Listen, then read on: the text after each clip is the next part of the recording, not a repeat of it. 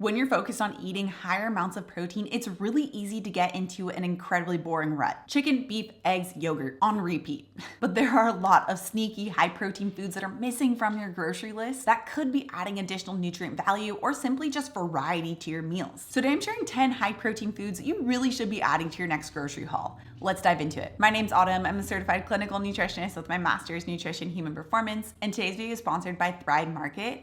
More on them in a bit. Okay, the first one is halloumi. Really, halloumi or paneer, they're pretty similar. Both of these are grillable cheeses, and they're actually great meat alternatives for vegetarians. Halloumi has about 27 grams of complete protein per 4 ounces, and it is so fast and easy to prep, and it tastes so good. Whenever I buy halloumi and my husband Trevor sees it in the fridge, he gets really excited. He's like, oh, we're having halloumi tonight. One thing to note when you are having halloumi or paneer, it is also going to be very high in fat, which isn't problematic, but you just don't need to be adding in additional sources of fat when you have it. Just add fiber and you're good to go. In fact, I've shared a delicious grilled halloumi recipe before. It is so good. You can find it with this video right up here. Okay, the second is lamb. Lamb is one of the most nutrient-dense, healthiest foods that you could possibly eat. It's really rich in important nutrients. It's also almost always grass-fed. Plus, it's a great way to switch up your typical ground beef routine. I love adding spices like cumin and cinnamon and cilantro to ground lamb, and I'll make it into like meatballs or burgers and pair it with some tabbouleh. Oh,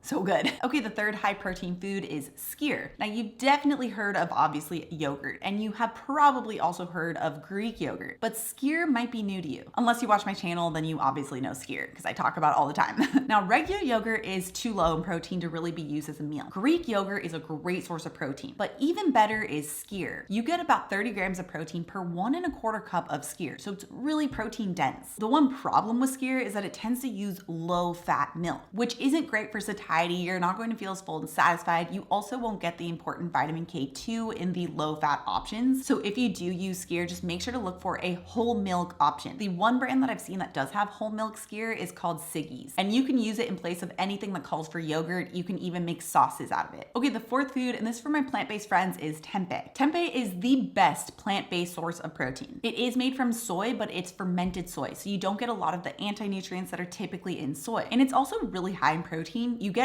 30 grams of complete protein for just 5 ounces of tempeh. That's one of the reasons why I actually like it better than tofu, because you need about 9 ounces of tofu to get the same amount of protein. And tofu isn't fermented, so you still get those anti-nutrients. And you can just crumble up tempeh and use it in place of ground meat. So you can use it for like tacos or lettuce wraps, or even throw it in some chili. They even have tempeh bacon too. In fact, you can find a lot of high protein foods to add to your grocery list with today's sponsor, Thrive Market. Thrive Market is an awesome online membership-based grocery store, and they're on a mission to make healthy living as easy and accessible and affordable as possible. Plus, they're delivered directly to your door, which as a new mom, this is really important to me because I don't always have the time to go to the grocery store. And you can save on every order on high quality brands like Epic or Primal Kitchens on Thrive Market's website and on its app. And if you happen to find the price lower someplace else, Thrive Market will match the price, always guaranteeing you the lowest price. Plus, orders over $49 have free shipping. One of my favorite things has always been the filters function on Thrive Market, which helps you to discover different brands that fit your dietary preferences or needs. So if you're plant-based or you're keto or you're gluten-free or you're opting for grass-fed,